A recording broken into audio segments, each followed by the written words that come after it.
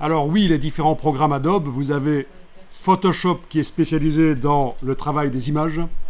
Vous avez InDesign qui est spécialisé dans les mises en page. Mais c'est pas seulement pour le papier, contrairement à ce qu'on pourrait croire. Il y a aussi des magazines interactifs pour tablettes qui peuvent être faits avec ça. Et vous avez Illustrator qui est spécialisé dans la création graphique. On peut faire des mises en page avec Illustrator, mais juste une affiche, pas plusieurs pages, ça devient compliqué.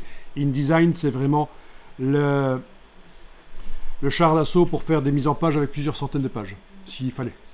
Et Adobe Dimension, c'est Et Dimension, Blender, en fait, c'est ça? Adobe Dimension, c'est de la 3D pour faire du packaging. Oui, mais je veux dire, C'est un peu, oui, c'est un logiciel 3D similaire à Blender, mais beaucoup plus simple. ouais, Et Blender est d'ailleurs complémentaire si on veut faire des packagings spéciaux qui n'existent pas. Parce que dans Dimension, on utilise beaucoup des objets 3D qui sont sur le web ou des objets qui sont fournis dans Adobe Dimension.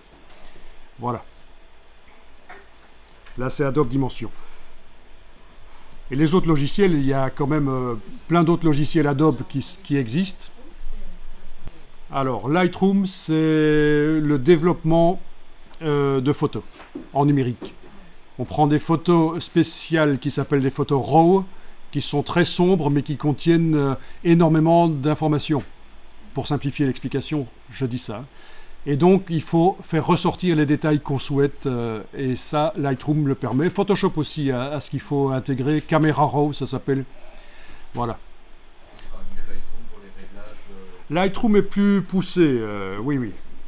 C'est catalogue. Ça dépend à quel point on veut être précis. Bien.